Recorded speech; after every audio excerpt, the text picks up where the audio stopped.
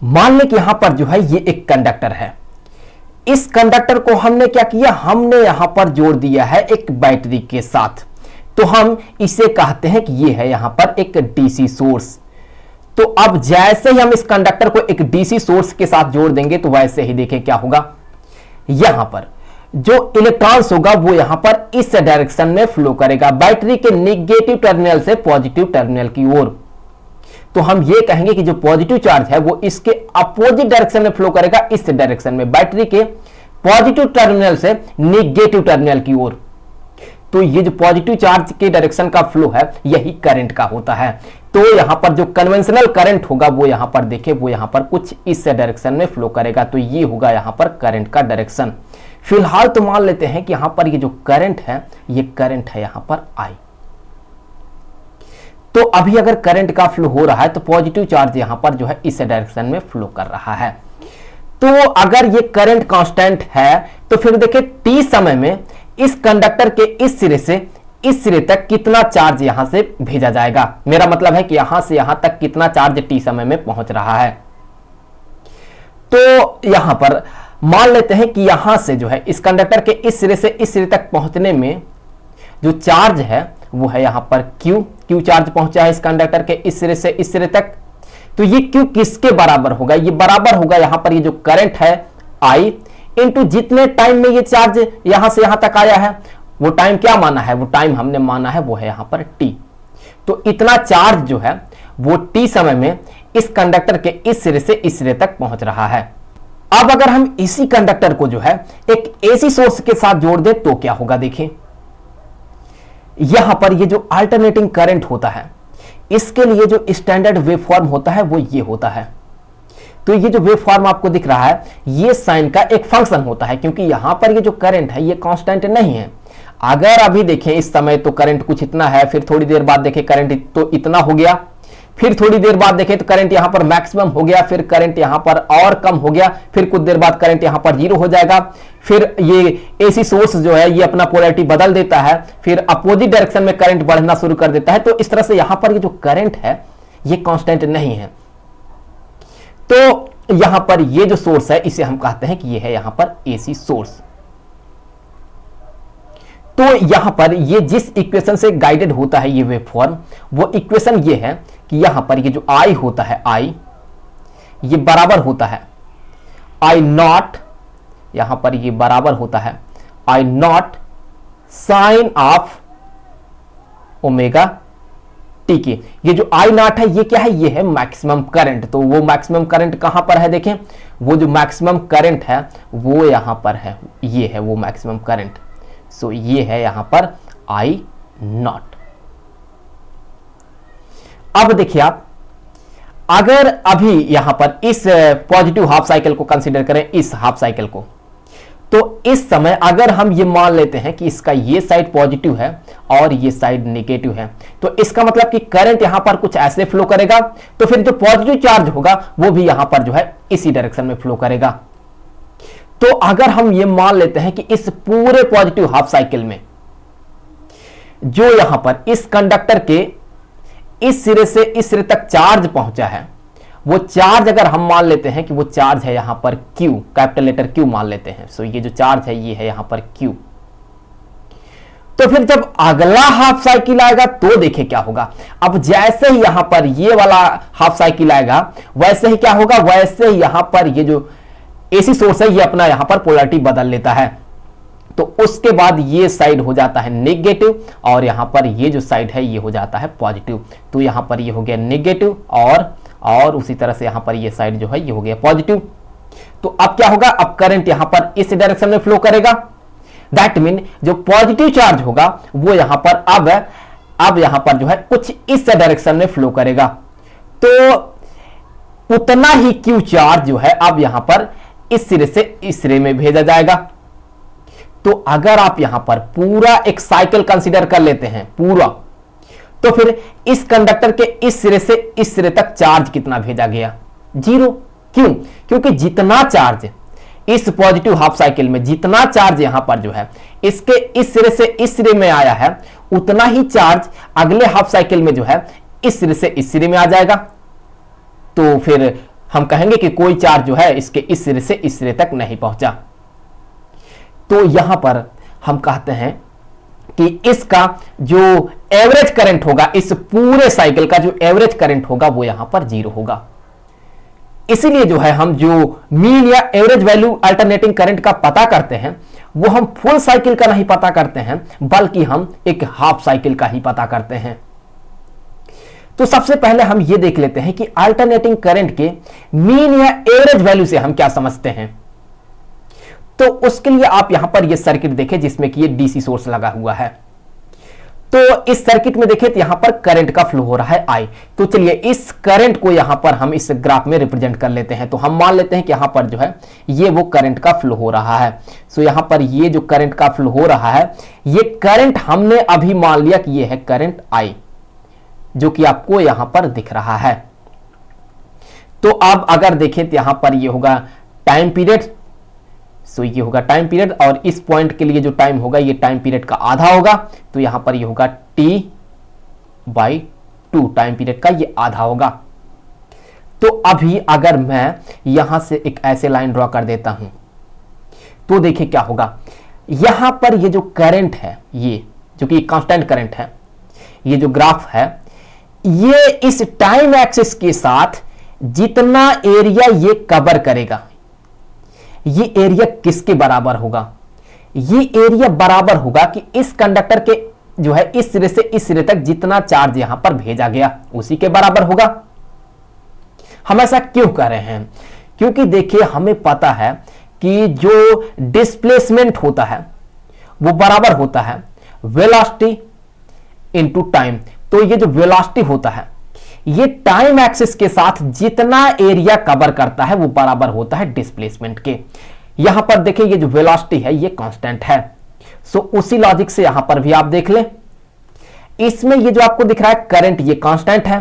तो current time axis के साथ जितना एरिया कवर करेगा वो बराबर होगा इस चार्ज के। तो चलिए मान लेते हैं कि यहां पर जो है यहां से लेकर के यहां तक का ये जो टाइम है जो कि है T/2, इतने समय में यहां से इस कंडक्टर के इस सिरे से इस सिरे तक जो चार्ज भेजा गया है, ये चार्ज हमने मान लिया कि यह है कैपिटल लेटर Q। तो ये Q किसके बराबर होगा इस पर हम आगे बात करेंगे। अब अगर आप देखें तो अगर यहां पर जो है ये जो एरिया है ये अगर जो है ये Q के बराबर होता है इसके, तो इसका मतलब ये है कि यहां पर ये जो एसी सोर्स है, अगर इसका जो है ये साइड यहां पर पॉजिटिव होता है और ये साइड नेगेटिव होता है, तो उस केस में चार्ज तो यहां पर ऐसे फ्लो कर रहा है पॉजिटिव चार्ज। तो फिर हमने इससे पहले बात किया है कि इस पॉजिटिव हाफ साइकिल में इसके इस सिरे से इस सिरे तक चार्ज जो भेजा गया है वो है कैपिटल लेटर Q। तो इसका मतलब ये है कि यहां पर ये जो एरिया होगा ये एरिया जो होगा वो इस Q के बराबर होगा।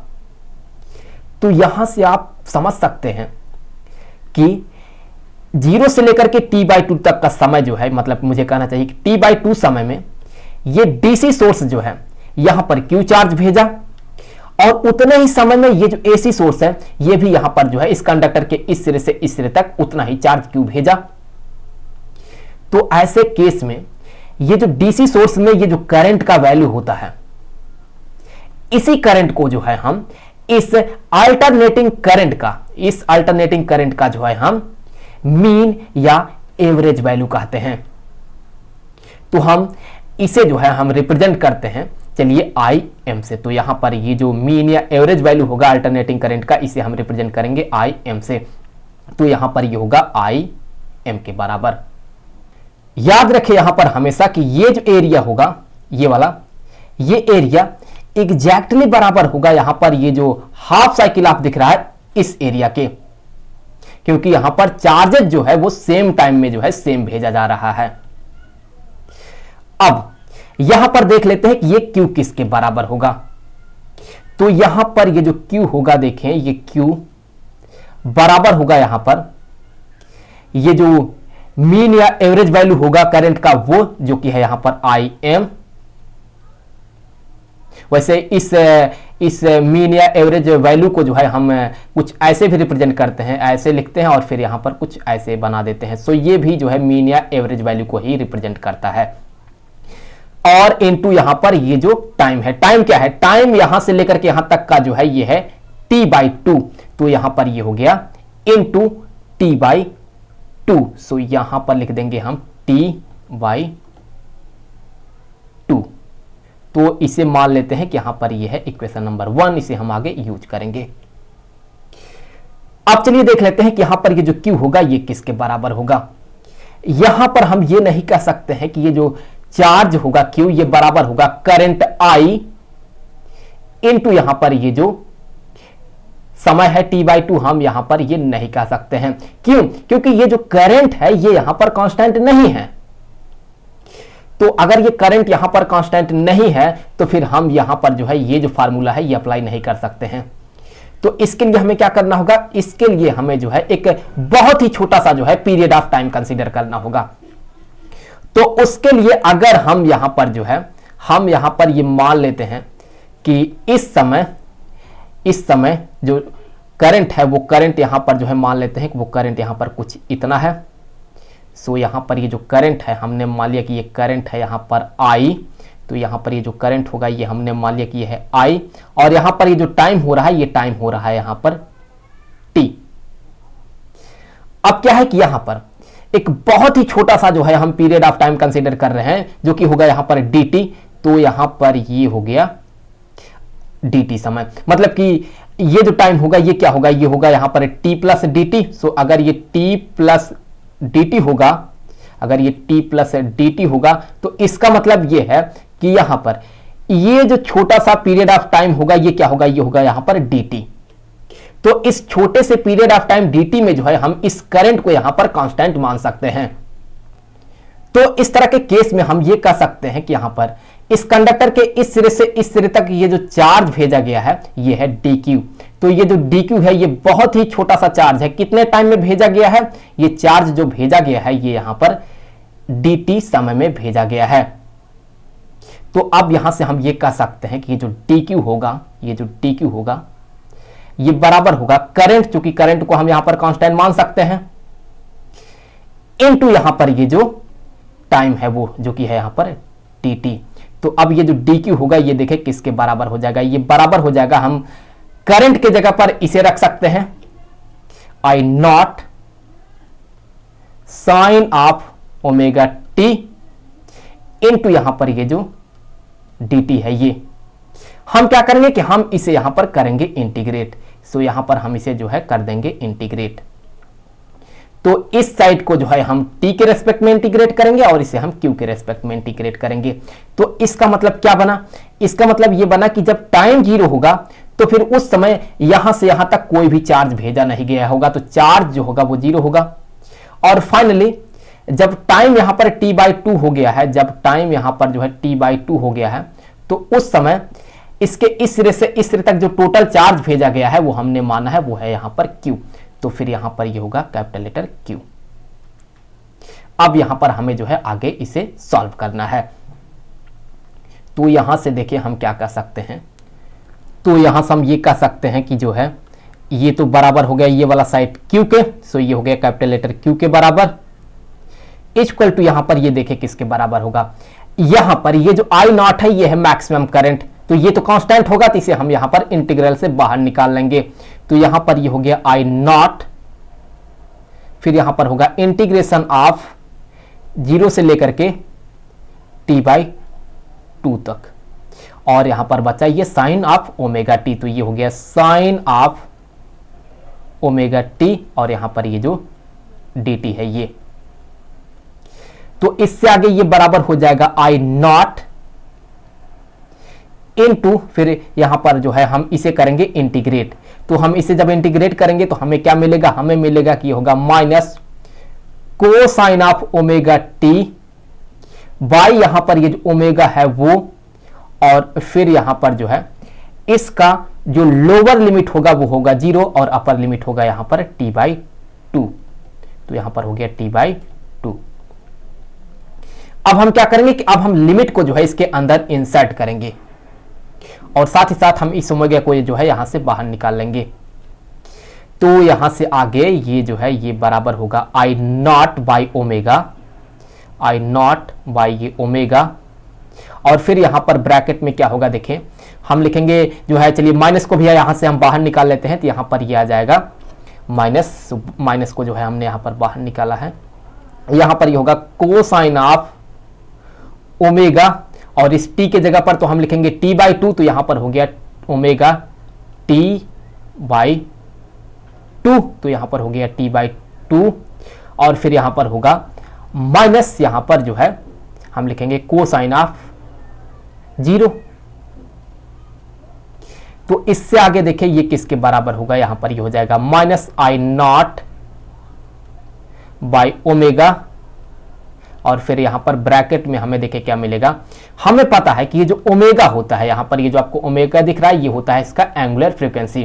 तो ये जो ओमेगा होता है यहां पर ये बराबर होता है 2 पाई बाई इसका ये जो टाइम पीरियड होता है ये। तो हम इस ओमेगा के जगह पर लिख सकते हैं 2 पाई बाई टी। तो फिर यहां पर ये हो गया, यहां पर ये हो गया cos of 2 pi by T, 2 pi by T into T by two, minus यहां पर कोसाइन ऑफ 0 का जो वैल्यू होता है ये क्या होता है, ये होता है यहां पर 1। तो अब इससे आगे देखिए हमें क्या मिलने वाला है, तो इससे आगे यहां पर जो है ये बराबर हो जाएगा, किसके बराबर होगा देखिए, यहां पर हम लिखेंगे minus I not by omega, फिर ब्रैकेट में हमें क्या मिलेगा देखिए, यहां पर ये जो टी है ये इस टी को जो है यहां पर ये जो टी दिख रहा है ये टी इस टी को कैंसिल कर देगा, और ये जो 2 है ये यहां पर इस 2 को कैंसिल कर देगा। तो बचा क्या, यहां पर बचा यहां पर cosine of pi, cosine of pi minus यहां पर 1 के। अब देखिए यहां पर हमें क्या मिलेगा इससे आगे हम ये कह सकते हैं कि ये बराबर हो जाएगा minus I not by omega into यहां पर कॉस पाई का जो वैल्यू होता है ये होता है -1, तो -1 यहां पर होगा। तो इससे आगे ये किसके बराबर हो जाएगा, यहां पर ये बराबर हो जाएगा -2 के, -1 ये बराबर होगा -2 के, और जब हम उस -2 को इसके साथ मल्टीप्लाई कर देंगे तो यहां पर एक माइनस है तो ये प्लस बना देगा। तो यहां पर हमें मिलेगा 2i नॉट बाई ओमेगा के, तो यहां पर ये हो गया इस Q का वैल्यू। तो इसे मान लेते हैं कि है इक्वेशन नंबर 2। अब देखिए आप यहां पर ये जो चार्ज है ये इसी हाफ साइकिल में जो है इस एसी सोर्स के द्वारा भेजा गया, और इतने ही समय में ये वाला जो Q चार्ज है जो कि यहां पर इसके बराबर है ये भी भेजा गया है, मतलब कि दोनों चार्ज यहां पर ये सेम है। तो इसका मतलब ये है कि हम कह सकते हैं कि ये जो Q है ये बराबर है इसके। हम यहां से ये कह सकते हैं कि from equation 1 and 2, from equation 1 and 2, तो फिर यहां से ये हो गया आई एम जो कि है मीन या average value, I am into यहां पर ये जो t/2 होगा वो t/2 इक्वल टू यहां पर हम कह सकते हैं कि 2i नॉट बाई ओमेगा। हम ओमेगा के जगह पर एक बार फिर से लिख सकते हैं 2 पाई बाई टी। तो अगर हम यहां पर इसके जगह पर लिख देते हैं 2 pi by T, 2 pi by T, तो फिर इस टी को हम ऊपर कर देंगे तो यहां से ये हो जाएगा, यहां से ये हो जाएगा जो है यहां पर आ जाएगा टी। तो अब अगर आप देखें तो ये जो टी है, ये वाला जो टी है ये इस टी को कैंसिल करेगा, और ये जो 2 है ये यहां पर इस 2 को कैंसिल कर देगा। तो इससे आगे यहां पर हमें मिल रहा है जो ये मीन या एवरेज वैल्यू है अल्टरनेटिंग करंट का IM, ये बराबर होगा किसके बराबर होगा, हम इस 2 को जो है उधर भेजेंगे तो ये होगा यहां पर 2 pi by pi, 2 by pi मुझे कहना चाहिए, 2 बाई पाई इनटू यहां पर ये जो I नॉट है वो, तो यही किसके बराबर हो जाएगा, देखें हम लिख सकते हैं 2 बाई पाई जो है ये बराबर है 0.637 और ये I नॉट। तो फिर यहां पर हमें मिल गया ये जो मीन वैल्यू या जो एवरेज वैल्यू है अल्टरनेटिंग करंट का वो। तो इसका मतलब क्या है? इसका मतलब ये है कि यहां पर ये जो आपको दिख रहा है ये वाला वैल्यू, ये वैल्यू किसके है? ये ही तो बराबर है 0.637 आई नॉट के। ये जो आई नॉट है ये अल्टरनेटिंग करंट का ये मैक्सिमम वैल्यू है।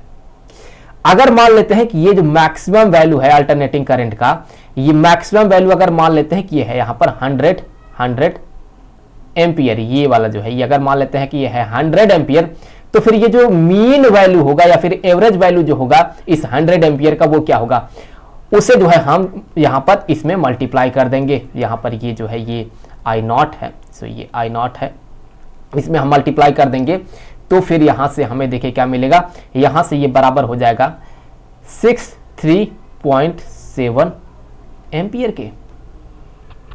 तो मुझे उम्मीद है कि ये वीडियो आपके लिए काफी हेल्पफुल रहा होगा। मिलेंगे आपसे अगले वीडियो में जो है आरएमएस वैल्यू के साथ, तब तक के लिए खुश रहें, गुड बाय।